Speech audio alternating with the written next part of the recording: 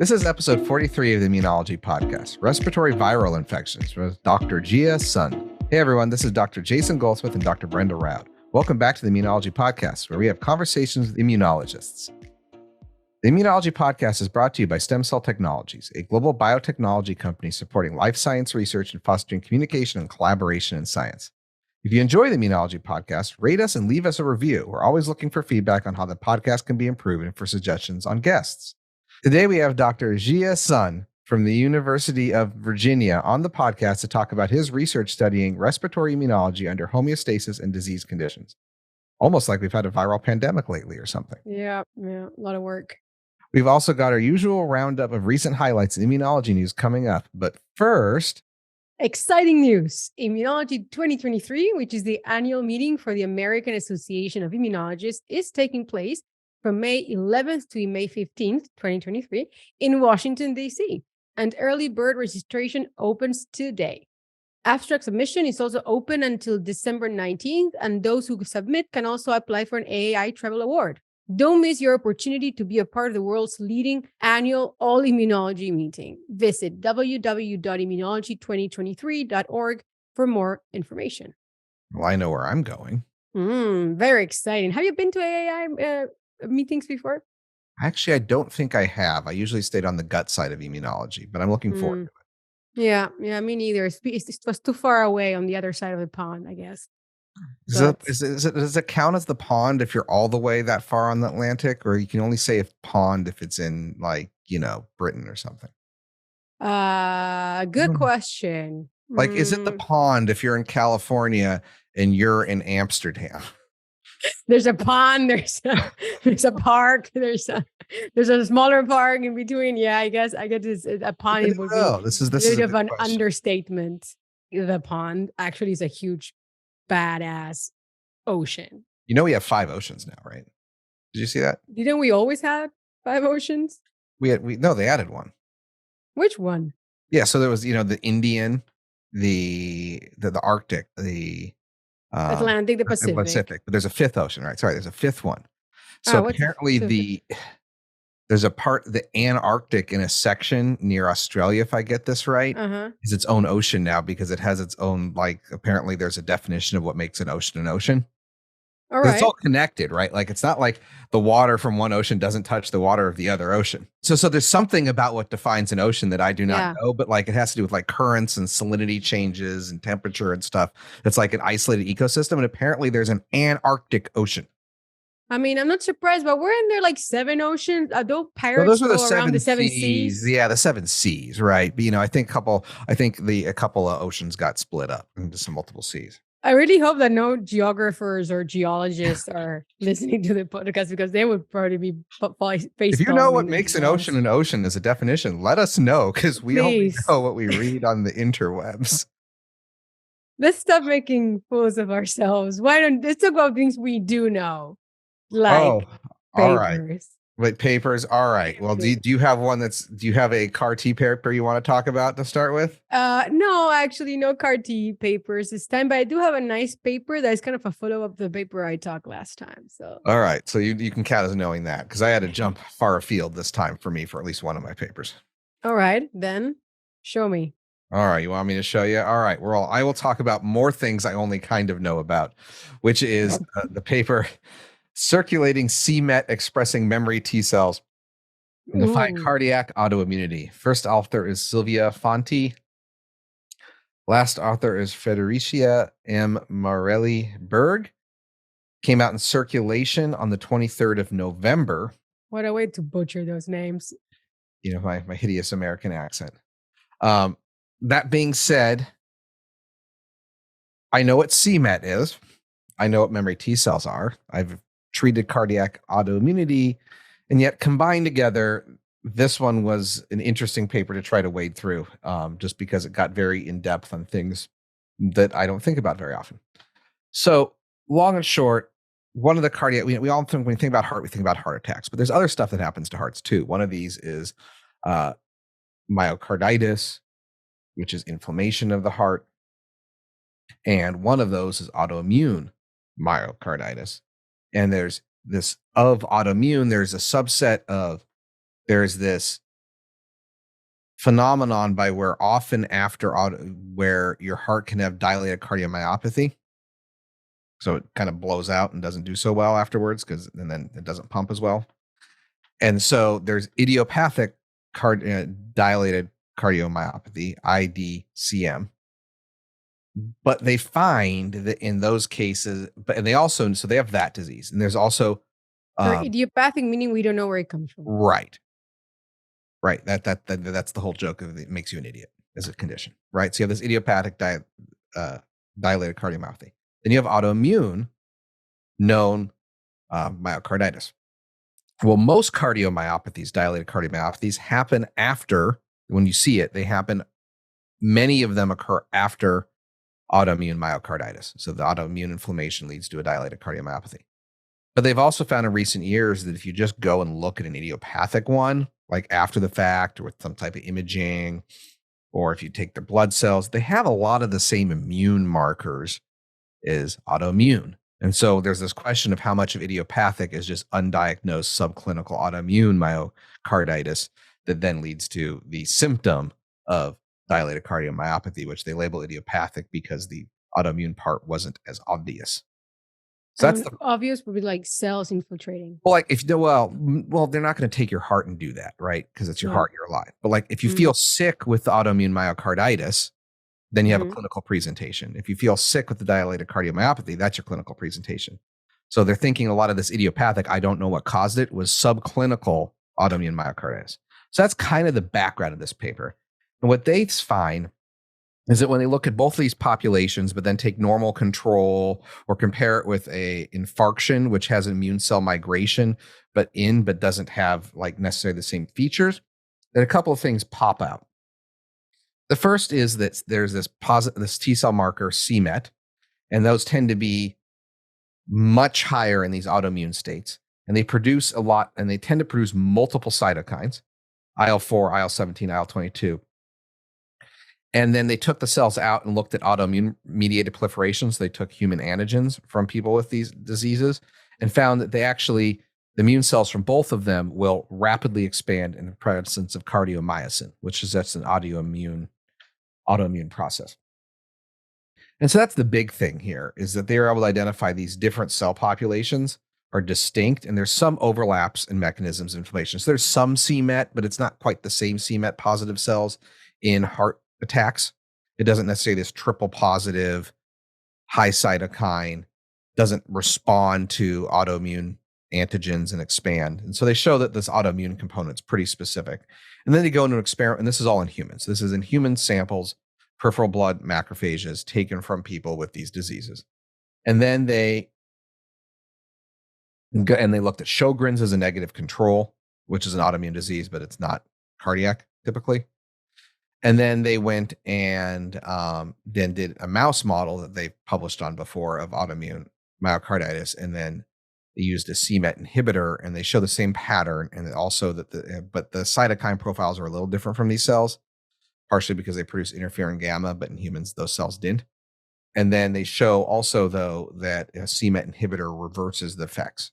So if you do this induction model and you do a c-Met inhibitor on top, it doesn't work. You can't induce, you get much less autoimmune myocarditis in this experimental model. And so, it did a couple cool things. It shows c-Met is a player here. It shows a c-Met inhibitor is enough to stop, at least in an experimental system, this disease state. And it shows that these cells seem to be pretty responsible, even for things that aren't that we think have autoimmune component, but aren't known, that idiopathic condition. And that's what I think is really neat, is that's really pointing to that theory that a lot of this idiopathic stuff is just stuff that was not diagnosed because they weren't sick with the inflammation part of the disease. Sneaky immune system behind all of these diseases. What was not clear to me is, so c-Met is a transcription factor. Do they know how it kind of correlates with this identity? Yeah, so it's driving some of the downstream cytokines.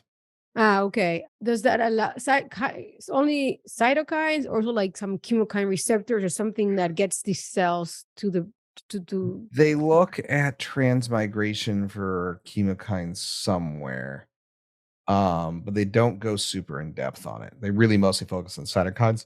Mhm. It's the autoimmune ones like IL-17, IL-22. Okay. I mean, makes sense that many of the times you find these cells that you weren't necessarily expecting, and they can be quite problematic. I wonder if this gives like if by for example you can do c-Met inhibition as a therapy for patients with this idiopathic That's the idea, right? Or cardiomyopathy. even autoimmune. Yeah, because if you treat them with like steroids, for example, does it help? Though they mentioned that. So they don't in people they haven't done it, but in mice it did. So in the mouse inducible model, if you block c-Met, you get rid of this. But there's no therapy for autoimmune myocarditis. We just give people steroids. Yeah, okay, steroids kind of help for a while if enough Yeah, I mean, there. if you're coming in with rip-roaring autoimmune myocarditis, we immunosuppress you Great. with All just right. shot, bazooka blast. Let's hope we don't have to do that in the future. Talking about immunosuppression, I'm going to talk about the opposite, vaccination. Again, about vaccination against with HA, hemagglutinin proteins for influenza. If you might remember for our last episode, I talked about the potential of using the stock of HA as a source of antigens for vaccination, and that the paper I discussed, they had this particular nanoparticles that were very good at initiating an immune response, and they used the stocks, and they could actually kind of achieve some usable, kind of universal influenza vaccine with this approach. And here I'm going to present another approach, another try at making a universal influenza vaccine. And I thought it was very, very nice.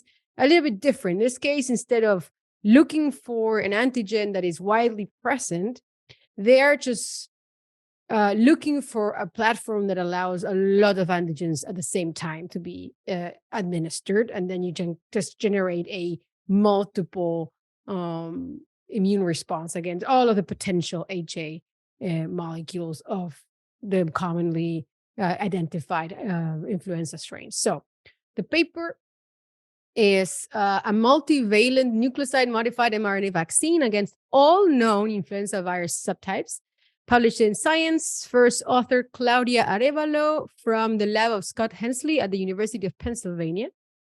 And what they did is they kind of went for a brute force approach, and they thought, well, how can we vaccinate people with all 20 known lineages of influenza A and B viruses?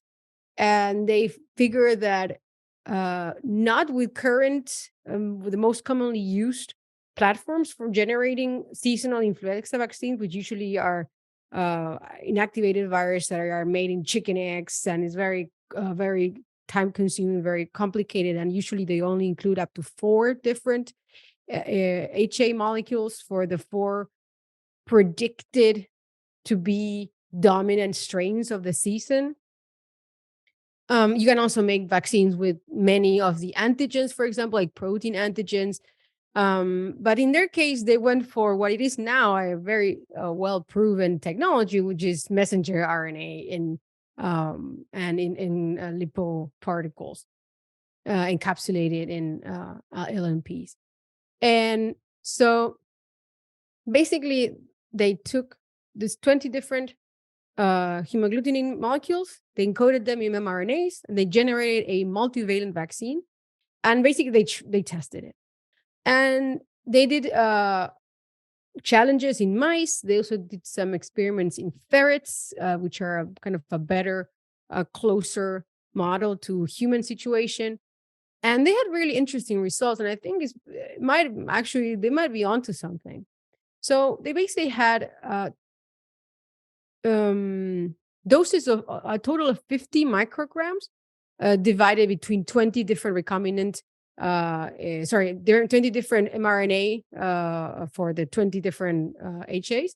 And they immunized that mice with that. And they also compared it to, for example, what happens if you would immunize them with 50 micrograms of 20 recombinant proteins instead. And unsurprisingly, the mRNA vaccine could really elicit antibody responses against all 20 HAs, much better than the vaccinated with just the proteins did. And this was also the case even if the mice had been previously exposed to, for example, H1N1 virus. They could show that this does not affect the generation of antibody against other variants. There was no kind of any disruption of the normal antibody response, because it was dominated by one particular previously encountered influenza vaccine. And they show that they can really neutralize viruses within this cocktail. Is they did experiments with the H1N1 virus and also H3 viruses, and they show that if you treat the mice with this vaccine, you can really nicely mediate protection. And they also, in the case of H1N1, they had different strains. One of them was antigenically similar to the one that it was in the vaccine, one that was antigenically distinct. And so the way they vaccinated the mice, and then they challenged them with either the antigenically similar or the distinct strain. In both cases, they offered protection, but it was in the case of a related strain, it was almost complete protection. The strain was almost undetectable in the lungs of the mice. And even with an antigenically mismatched strain, they could protect the mice from severe disease and death. So this showed that it was a very good response that was very, very useful for the mice. Interestingly, they see that this is mostly guided by antibodies, because if they depleted the T cells after the vaccination and they challenged the mice still survived. So, and there was mostly, and they did other experiments which they concluded it was mostly because of either neutralization of the virus, especially when you have antigenically similar strains, or antibody-dependent cellular cytotoxicity, ADCC, in the case of kind of mismatched strains that you still had protection, not immediate, but a little bit delayed, but still enough to protect from disease. And in the end, they did this prime boost approach, and they tested it in ferrets. So similar to the COVID vaccines, they did an initial vaccination with 60 micrograms of combined HA mRNAs. And then they had a 28-day booster. And then basically they challenged the mice, and they showed that really this vaccination protected the ferrets from weight loss, from the symptoms, and from death. And although the viral titers in the nasal swabs were similar, the vaccinated ferrets really had a faster viral clearance, and none of them died from the disease.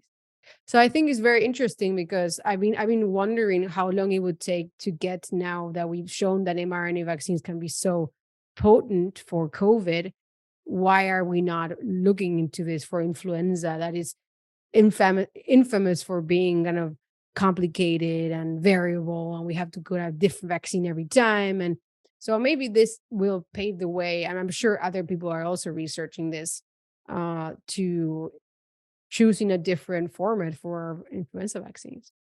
Yeah, I feel like universal influenza, if we can get it right, will be out in about 5-6 years. They've been really working on it for a while. Now all the new technologies are suggesting some paths forward that have been a struggle before. But like, I think part of it, as we've been talking about before, is what antigen site do you use? Right? Yeah. It's been a struggle. Well, in this case, they take all the hemagglutinins from all of the 20 strains in one vaccine. So there's less choosing. You can just use them all. Why not all? Yeah. All your hemagglutinin belong to us. So yeah, one vaccine to rule them all. Ooh, super bad. One antibody to bind them. Yeah, one antibody to bind them. And one macrophage to get rid of, to kill the virus or something. All right. I will talk about now. This paper combines a variety of different loves of my life together into a Voltron of nerdiness. I will probably also butcher names here, though, in advance. So this is in Nature Communications. coming out on now. They don't have, Nature doesn't do it by month. It is issue 13, article number 7197 in this year.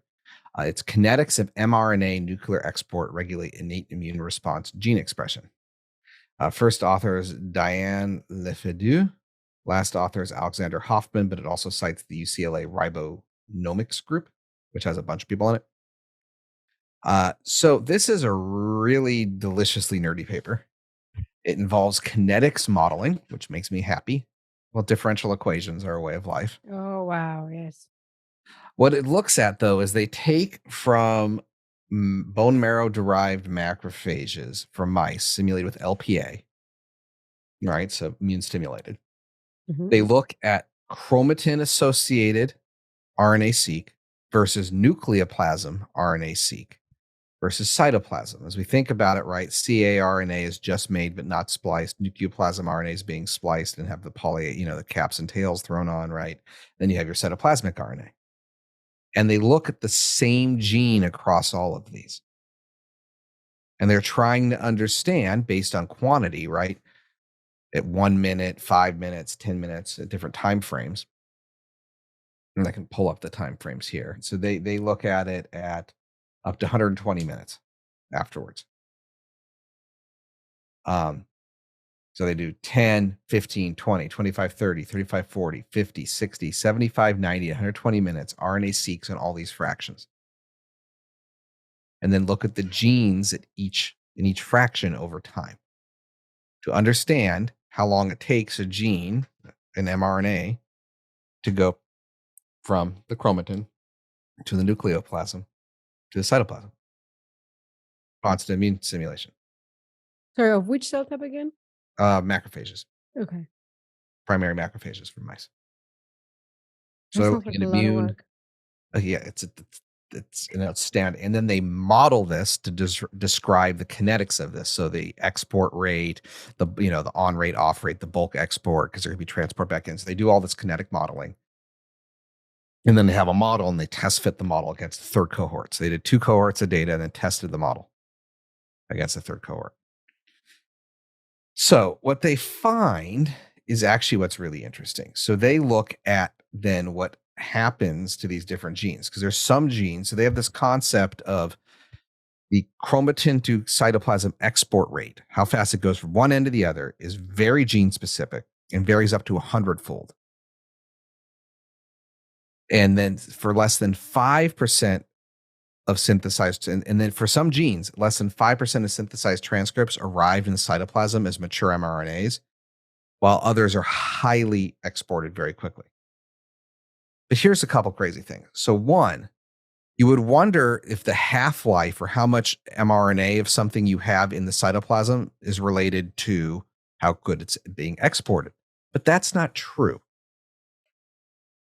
Export rates don't actually determine time gene responsiveness, but they're complemented by gene decay rates. So what you have is that what ends up happening is that genes that come out really hot and fast from the nucleus, right? If that gene is something that's high on, high off, it will also have a very fast mRNA decay rate, right? So this boom is going to get sucked up real quick. The ones that export less tend to have lower mRNA decay rates because you want that mRNA when it finally gets out to do something. The other thing they find is that the more splicing you have to do and the longer the mRNA, the longer it sits in the various spots before getting out of the cytoplasm, particularly at the nucleoplasm where all the splicing happens. All right. Then guess what? Cytokines don't have a lot of splice sites, have relatively short RNAs, and they're the ones that burst the most. But then they have a very fast decay rate. And so they show all of this in this paper. But the cool thing is that this export rate isn't what drives the half-life. There's decay rates that match. Very interesting. I like that they see a different pattern for cytokines than other mRNAs. And do they mention also, like, I know that mRNAs also have a bunch of binding sites for proteins that interact with these transcripts? Do they mention that at all? So they look at transcription factors. No single transcription factor seems to like, well, if you bind to this transcription factor like NF-kappa B, are you slow or fast? So they look at that and don't find anything. It generates gene structure and sequence motifs, not epigenetic signatures. Okay. But I mean, the transcripts themselves, like the mRNA molecules, there's like RNA binding proteins that also interact with transcripts in the cytoplasm mostly, I guess. So to examine if RNA binding proteins play a role in regulating the effective transport rate, we test for a richer number of motifs. Yeah. Some were correlated with a higher effective rate, but some were on the 3' end were associated with a lower rate. So it depends. It's not universal. Oh, wow. Something in biology depends on the situation. But it depends on which one it is. So QK1, which is RNA binding motif, that made it faster. Okay. YBX1, which I don't know anything about either, made it slower. All right. And these proteins tend to be involved in mRNA splicing, transport, and decay. Okay. I guess also, well, I wonder if you have longer RNAs and then... Longer RNAs make you slower. More splicing makes you slower. And is there anything that is particular to macrophages? Because I assume that these things have been studied in other cell types. I'm pretty sure this type of work has never been done before at all, I believe. What? Okay. That's quite interesting. Or at least what the authors say. I mean, think about it. They had to take hundreds of runs of cells at various data points and fractionate into 3 parts each cell and then run RNA-seq on each of those parts. Yeah, that seems like a very delicate operation you need to do there. And I guess macrophage. Why did they choose macrophages of all cells? Because it's an easy, I don't know, they didn't say, but my guess is because it's an easy immune cell to extract from mice and play with and stimulate. Probably. I don't know. They stuck into plastic and stuff if you're not careful. That's great. You stick them to plastic, you stimulate them, and you lyse them with trisol or whatever you're going to do for your export, right? Yeah, I guess it's trisol in case because you'll get everything, but you lyse them with your fractionation buffer on the plate. Sounds good to me. True. Well, if you're the author of this paper, a T cell or a B cell or heaven forbid a neutrophil that you're going to look at and it's going to. Oh yeah. I would not do this with neutrophils. You look them funny and they explode. So like obviously wrong choice for this. Well, if you're the author of this paper and you want to justify your choice of macrophages with, we just had a lot of those, please do comment on Twitter and let us know. Tweet at us, why macrophages? Yeah, why macrophages? Anyway, so very nice story. I'm glad that you got to geek out with modeling of formulas in this biological world. And I'm going to close our session today with cool story also from Nature Communications.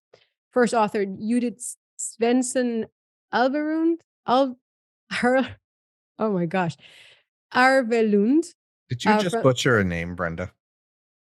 Yes, I just did. And I'm sorry. I apologize. From the lab of Yosha Brody at the Icahn School of Medicine at Mount Sinai in New York. And the paper is called Expanding Cross-Presenting Dendritic Cells Enhances Oncolytic Virotherapy, and it's critical for long-term and anti-tumor immunity.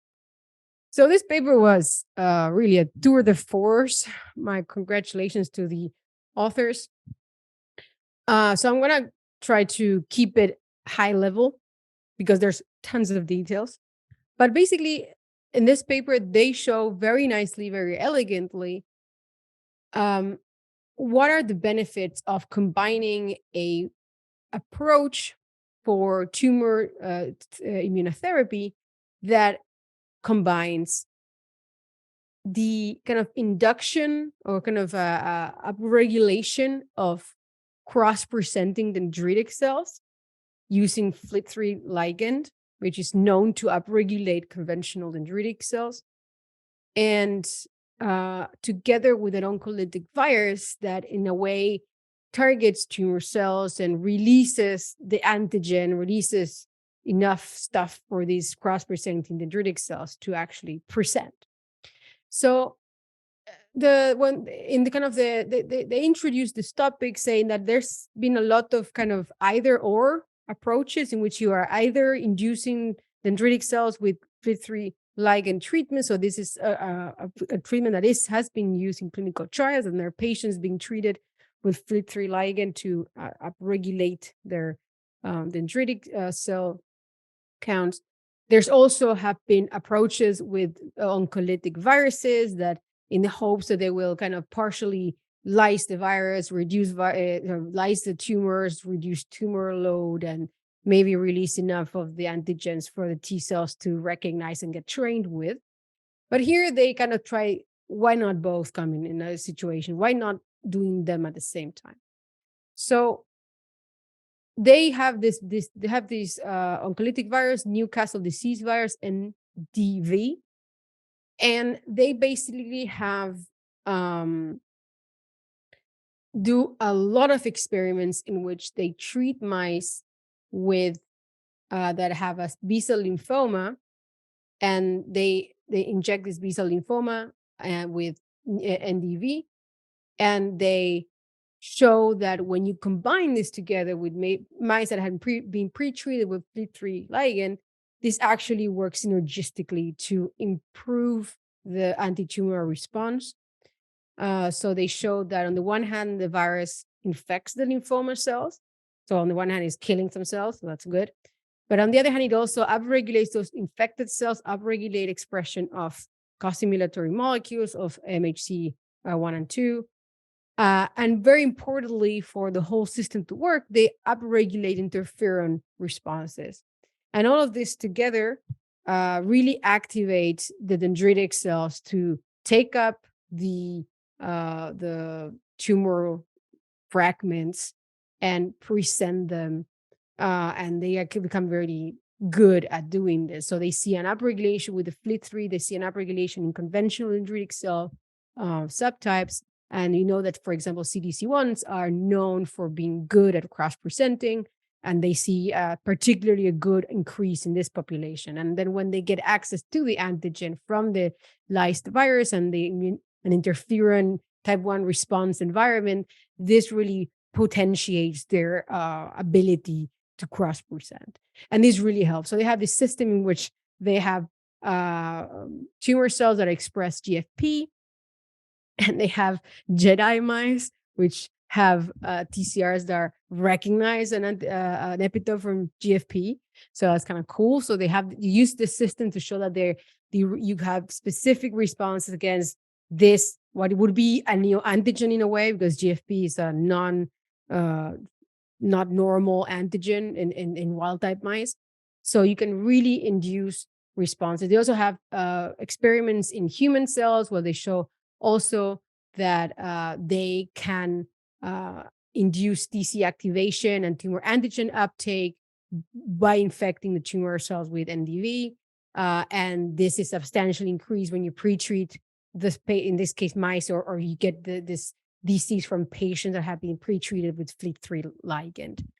And they also show that in a situation in which you have other tumor neoepitopes, so they do exome sequencing of the tumors line, and they also show that they can induce this combination therapy, can induce neoepitope reactive CD8 T cells, antigens other than the very obvious GFP antigen that they are introducing in this tumor cell line. So overall, I think it's very, very cool, kind of double punch approach. And a lot of it has already been tried for one or the other. So this might be maybe a way of really helping generate long-term. They also look into the long-term protection. This induces more long-lived responses than either only, for example, only treated with oncolytic virus. So I really thought it was a cool approach to immunotherapy, tumor immunotherapy using oncolytic viruses. If we look at where we are with immunotherapy now, that was this pipe dream of probably 15, 20 years ago. Mm-hmm. Like where we are now talking about this next generation stuff. And it's exciting to see what's coming up now at that translational science front that really is going to tell us where therapy is going to go. It's just fascinating, all these new technologies and leveraging biology to deal with other biological problems, right? Yeah, it's great. And when it works, it's even better. When you actually get to treat patients successfully, must be very rewarding to be part of these projects. It's exciting time. All right. Well, we're going to be speaking to Dr. Jie Sun at the University of Virginia in just a moment. But before we get to that, learn about the features of air-liquid interface cultures, a physiologically relevant model system for in vitro infection systems, and how researchers are using them to study a variety of viruses, including the novel coronavirus, at stemcell.com/COVID-and-ALI. And as someone who's done a lot of ALI in my life in recent years, I can endorse ALI work. It works very, very well for a lot of these things. Hello, everyone. We are talking today to a Professor Jie Sun. He's Harrison Professor of Medicine at the University of Virginia, and his lab researches mainly the immune response to viral infections. And what I think is very important, the role of the immune response in the aftermath of these infections and the chronic conditions that they can trigger. So very excited about our conversation today. Thank you so much for joining us. Thank you for having me. Really excited to be here. Thank you for coming on board. All right. Well, I'm going to go with the first one here. Very broad question. What's it been like these last few years being, involved in some of the science that is important for all of humanity in a very acute way? Yeah, that's a good question to start. I have to say it's really challenging, but also exciting. So I have, just for myself, in the past 3 years, I feel I only take like a very short break, like a vacation. Otherwise, I always working in my office. Even during the like a worst time, we don't know what's our future going to be. We don't have vaccine. We don't have like a treatment. In 2020, I was working, all the time. So initially, we want to get into for COVID research for really badly because I feel like I was studying respiratory infection for like 15 years, and right now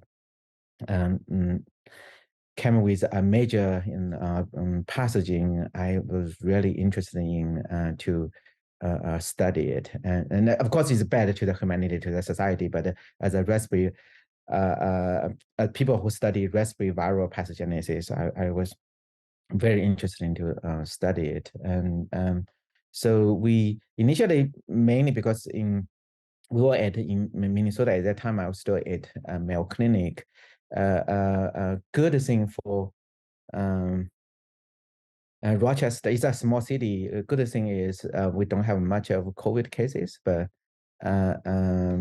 and it's coming late, so we did not involve in direct COVID research in the first couple of months. But I was like always on top of it, try to collaborate, discussing with friends, colleagues, and so it's been challenging and exciting time, and through in general in the field, so many people involved in the COVID research, and the science have been moving forward so fast, and essentially we have to update our knowledge daily, and that was because the whole field, everyone is rushing to study it, and that's we have a great outcome with vaccine and treatment, and a lot of knowledge being learned.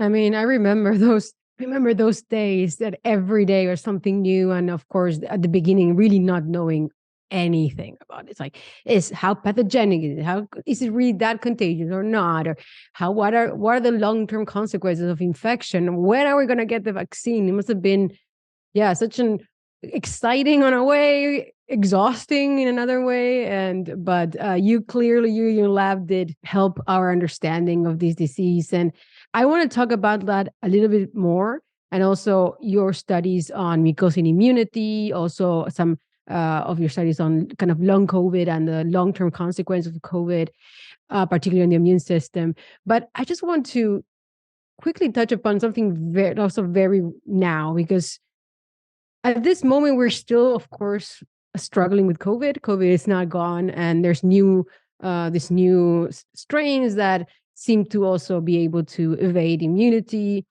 But there's also now a resurgence of other viruses that we had a little bit forgotten about in the whole 2020, 2021, which is influenza and RSV, that often you don't think a lot about these viruses in general.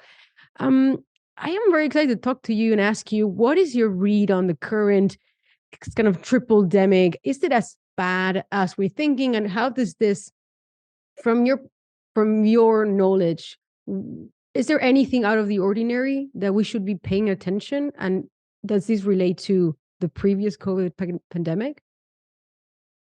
Yeah, that's very interesting. Right now, we saw this surgence of three viruses, essentially. RSV. Normally, we particularly for adult, we handle it very well, not much causing problem.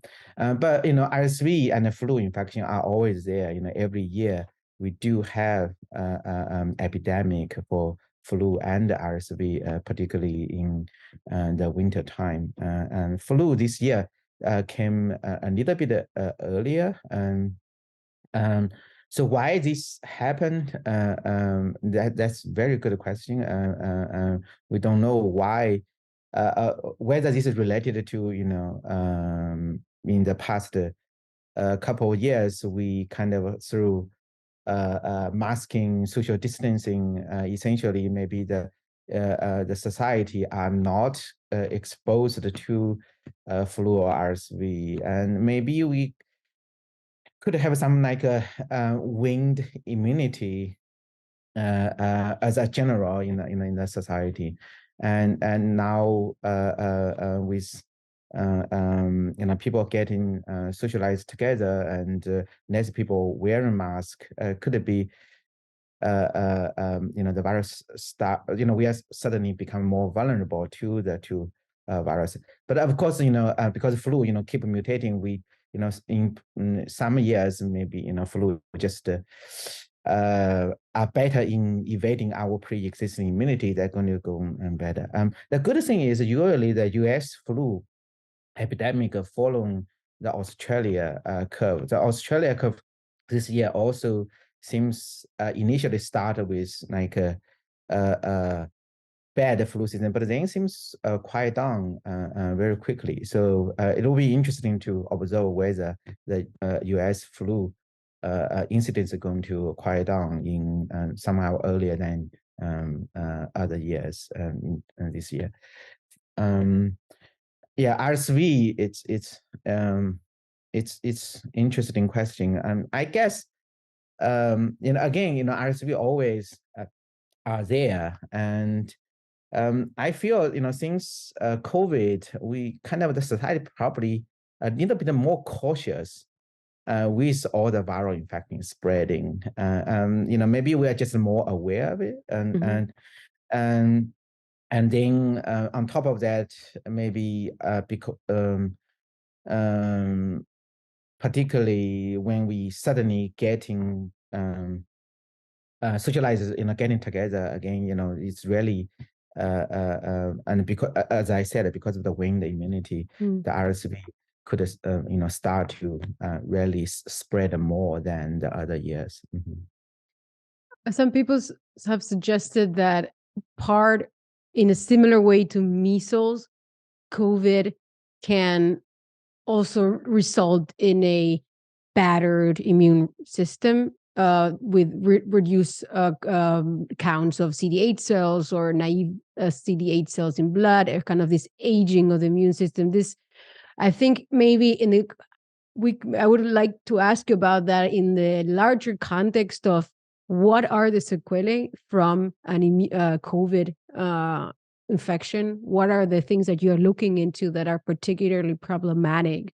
And whether there is any support for this idea that there's some specific reduction in the immune response, in the kind of the potential of the immune system to react to other diseases afterwards. Yeah, so that's good question. People have all these different ideas. When this acute severe infection, definitely really is a big challenge to our body's immune system. Our study mainly focusing on the lung per se. That idea early on saying maybe COVID could be, immunosuppressive because it's really reduce the blood, lymphocyte count. That notion has been challenged a little bit, particularly because if we look at it, in the tissue, the T cell seems really because of the inflammation in the tissue, presumably the T cell have a preferential migration to the tissue, and may partly explain why there's a diminished lymphocyte count.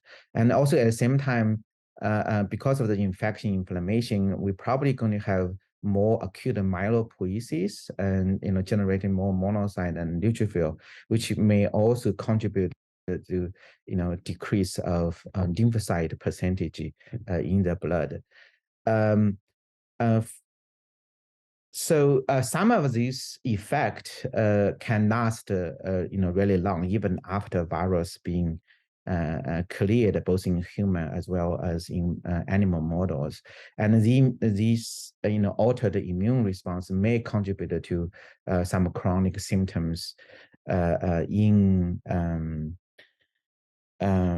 patient, and nowadays we can also observe in animal models. So whether these COVID are going to induce like a long-term immunosuppressive actually causing increase like infection of other viruses like influenza or RSV could somehow explain why we have these surges to other respiratory viruses. It's a good question. Personally, I would believe maybe the effect could be moderate. I cannot imagine it would have like a huge effect on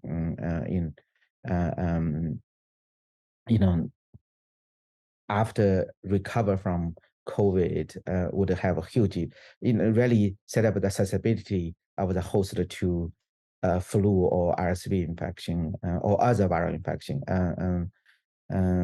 But it's a good question. I don't think anybody have a clear answer when you look at this. So one of the things you study is the sequelae or long-term consequences of viral infection, and long COVID has been something people talk about a lot. But I've seen contradictory papers on this to an extent about how much it's a phenomenon specific to COVID and how much of it's a phenomenon that's actually much more common to a lot of viral infections, and everyone's just paying a hell of a lot of attention to COVID these days. And so we all think about it there. So I wonder if you could comment on that some, and in particular, is long COVID really unique to COVID, or is it more something that's true for a lot of viruses we're paying attention to today? Yeah, that's a good topic. For me, I do first. I do believe many acute infection could lead to long-term consequences, and these have been investigated before, but not get a lot of public attention. Some of those systemic infection definitely can do that. Specifically for respiratory viral infection, like flu infection or prior MERS, SARS-CoV-1, even RSV infection have all been recognized that can lead to long-term consequence to the host, either through damaged tissue or through some kind of chronic inflammatory response in the host could cause some symptoms to the host. So first, I believe some of those non-COVID symptoms may not be unique to non-COVID.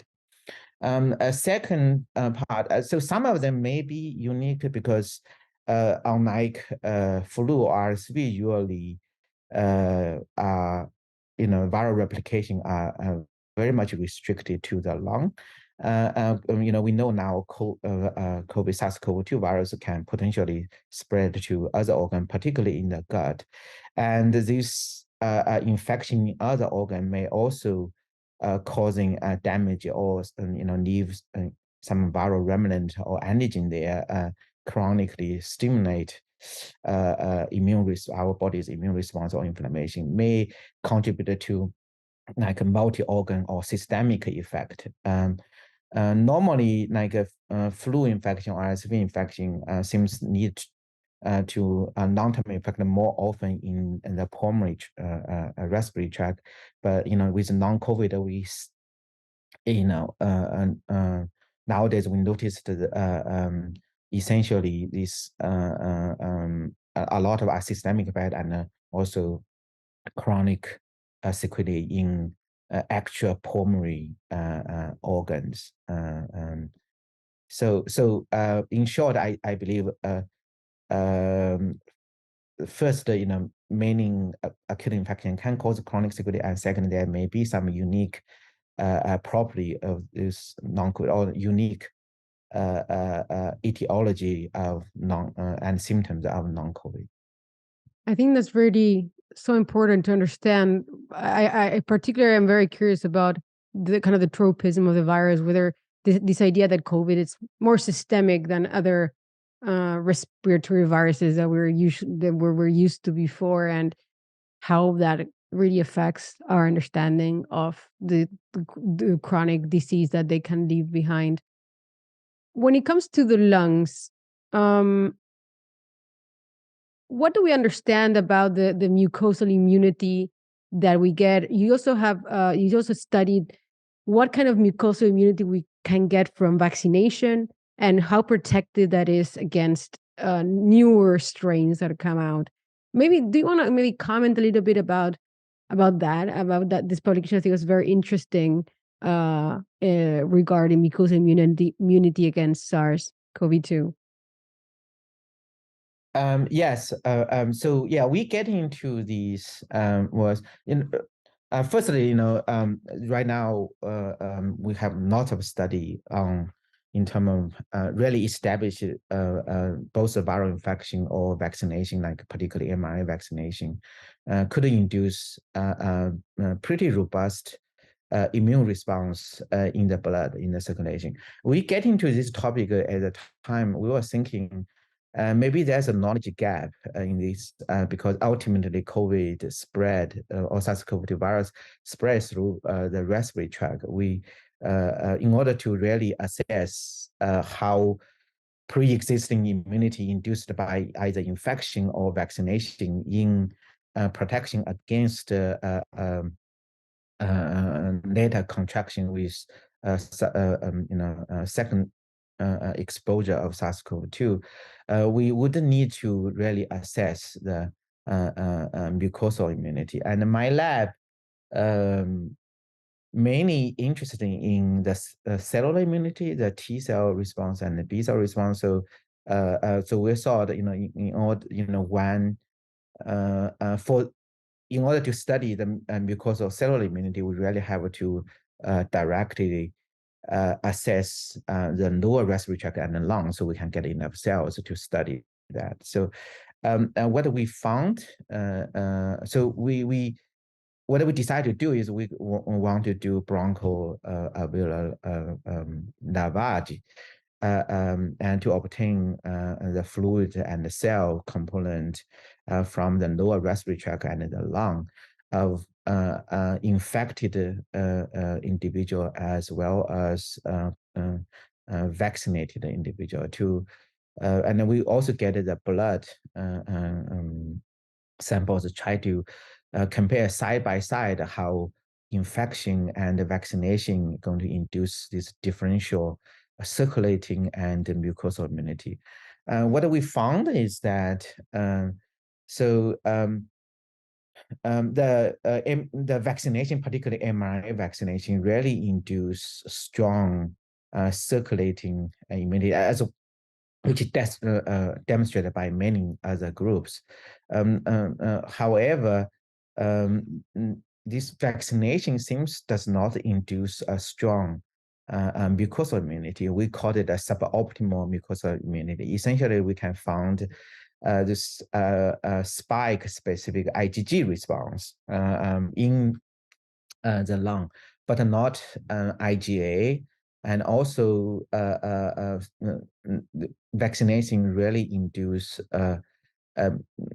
very moderate or sometimes minimum cellular immunity, the T cell and B cell response in the lung. So we conclude that unlike prior infection, which can induce robust both arms of the adaptive immunity, both the cellular and the humoral immunity, particularly IgA response.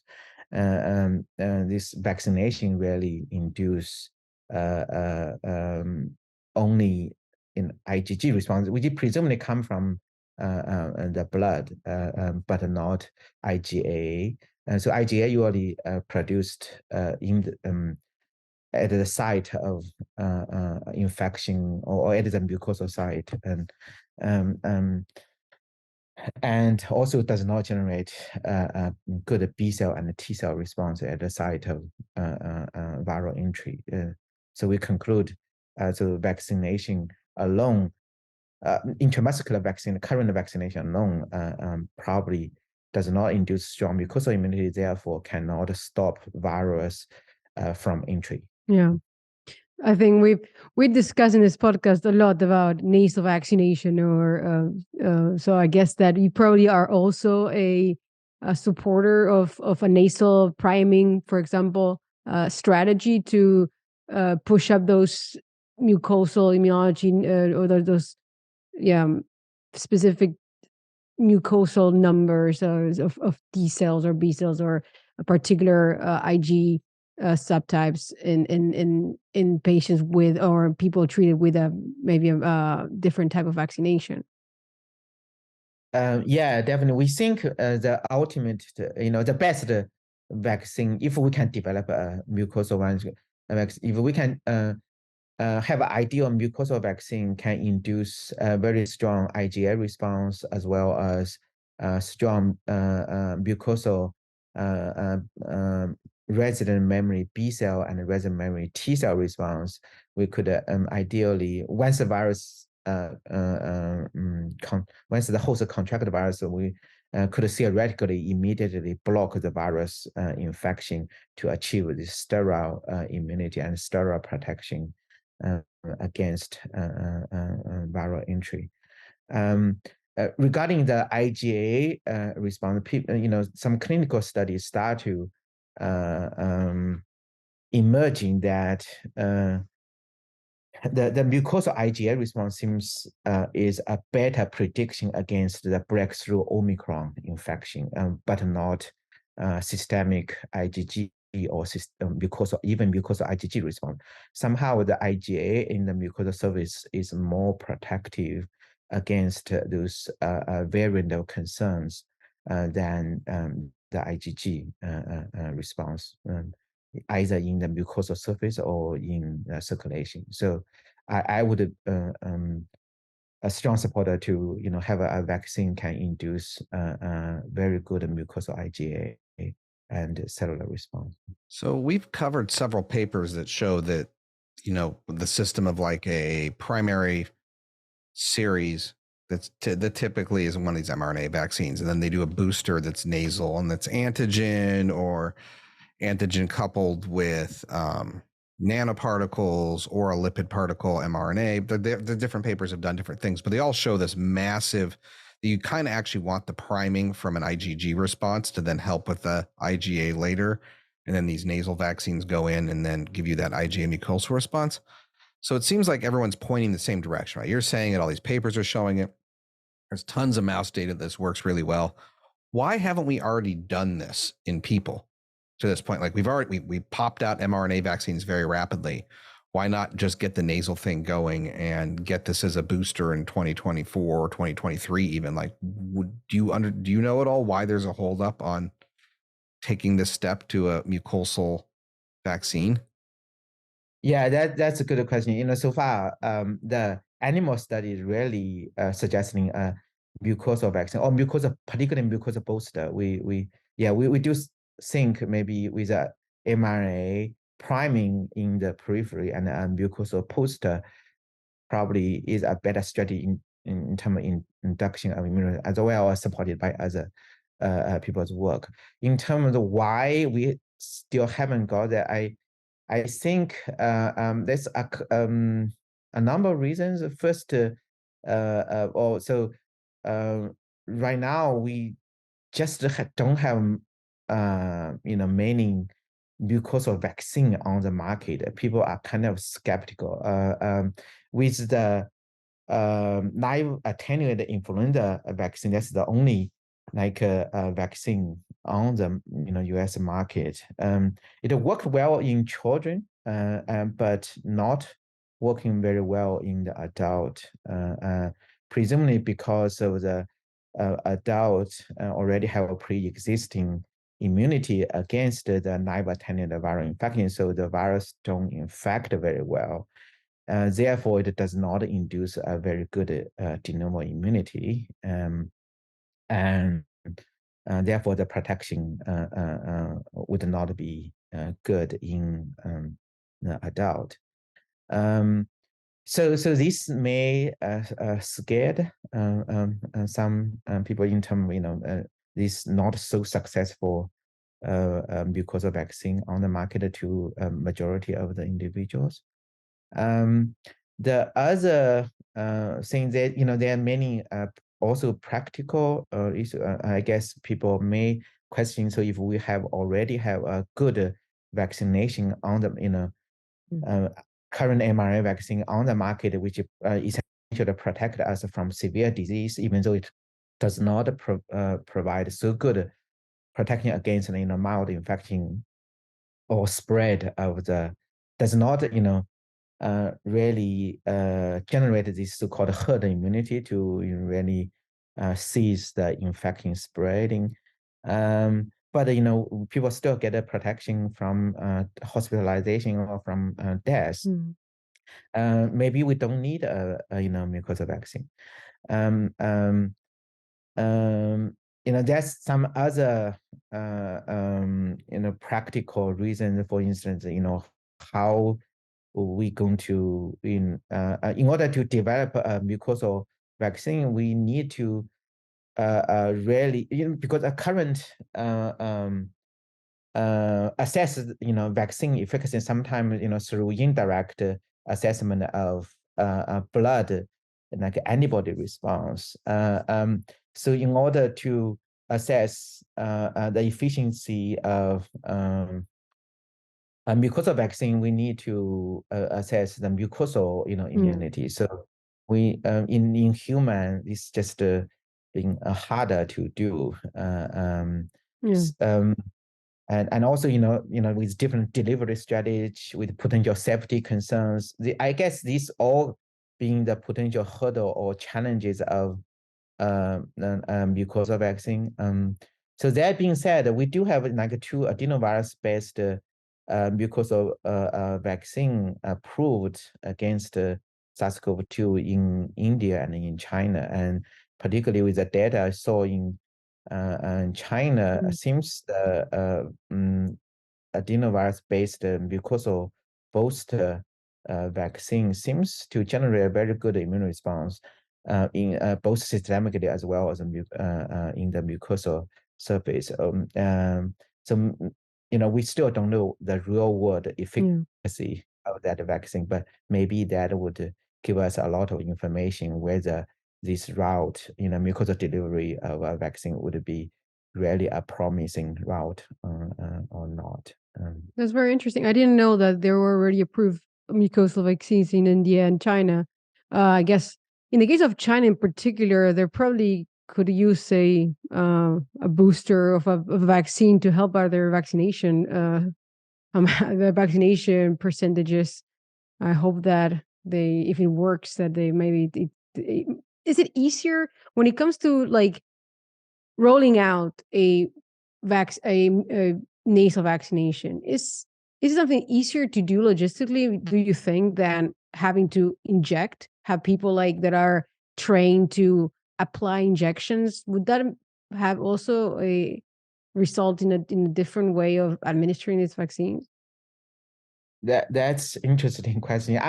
First of all, I have to make a disclosure. I'm an immunologist. I'm not an expert Yeah, of in course. or this logistic.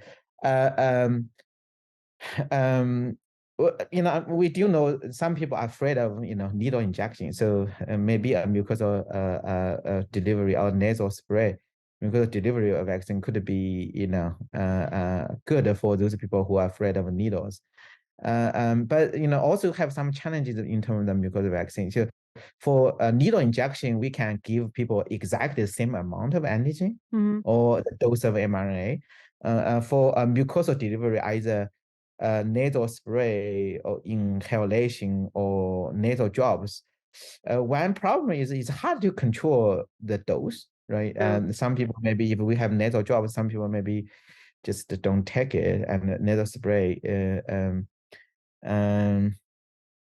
Yeah, so that's also some practical issues. How we're going to standardize it? Everybody get the same amount of antigen. Could be a potential issue. But so sorry, we're going back to what I think a better topic of discussion, and also continuing on the research that your lab does. There's also, I think also I find very interesting is what our understanding is on the relationship between age of a patient and the kind of the age of the immune system of a patient, and how this patient responds to respiratory diseases and the potential for long-term consequences of infection. So maybe that's also something very interesting. We do know that as we age, our immune system changes quite dramatically, particularly for certain effector T cell subsets that are becoming more and more prevalent when we measure, at least in blood. But I assume that this would also be the case in mucosal surfaces. So what do we understand about the role of aging and our response to mucosal diseases or mucosal infections? Yeah, so aging is a major risk factor for mucosal infections. As you just alluded, aging strikes so many challenges to the immune system, and we have immunosenescence. Generally, it's just not so good to generate like a de novo, a new response against a pathogen, both in terms of innate as well as adaptive immunity against viral infection. So in general, what we observed, both like in animal models as in humans. So in aged host, it's really take a time to generate a good antiviral immune response. So the antiviral immune response is just not so speedy, so that cause a problem to restrain the virus. So virus could replicate higher and spread more to the organ, so causing more injury. On the other hand, aging, once it takes time to generate a good immune response. Once the immune response generated in young individuals, once the virus is being contained, we want this immune response to be to down regulated, because we want to shut off the immune response potential dangerous, and to resolve the inflammation and repair the injured tissue. In aging, once the response is being generated, it's also taken longer time for them for the inflammation or immune response to resolve, and so the tissue can heal. So aging just not induce a very speedy and a good response, and also cannot shut off the response timely, so would causing more injuries, and the tissue may be not heal very well, and then this could lead to some chronic sequelae of the tissue and our entire body, and may lead to the chronic sequelae. See, Brenda, it's not fun getting old.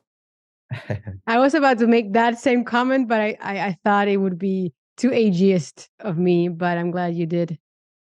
So take care of yourself, Jason. Take care of yourself. No more infections. With those 2 kids you have, hard. Oh, God. Yeah. So, Little petri dishes.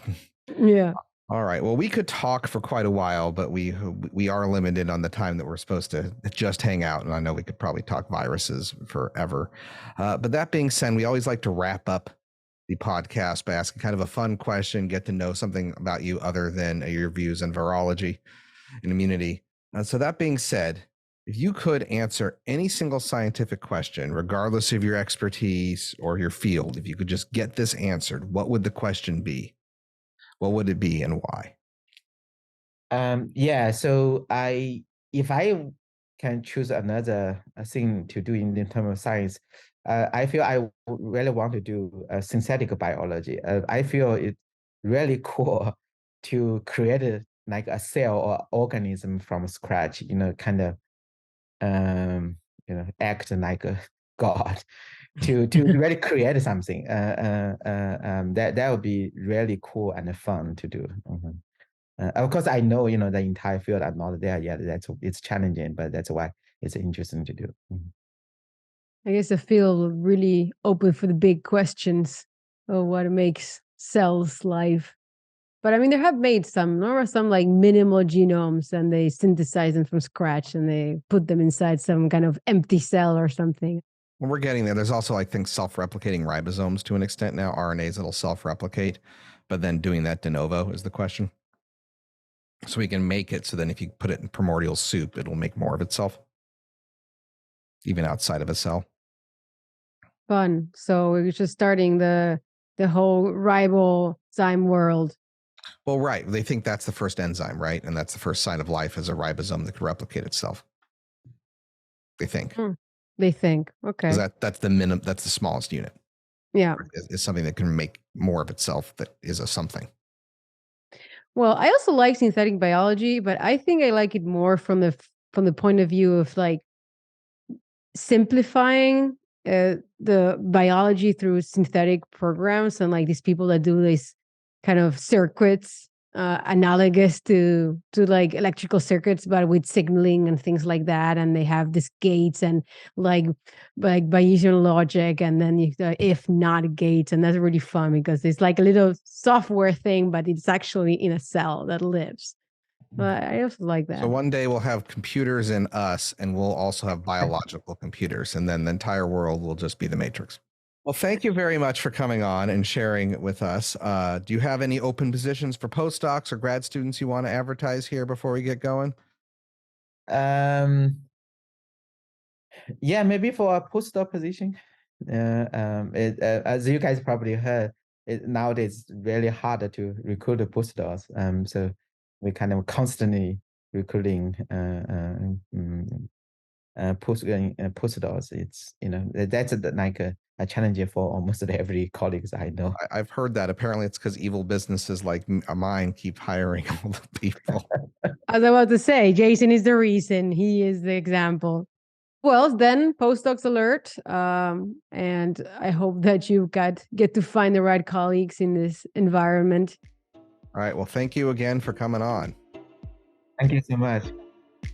That brings us to the end of our show. Don't forget to subscribe to our newsletter at www.immunologypodcast.com to get the show notes, include an episode summary, and links to all of the interview and Roundup Papers.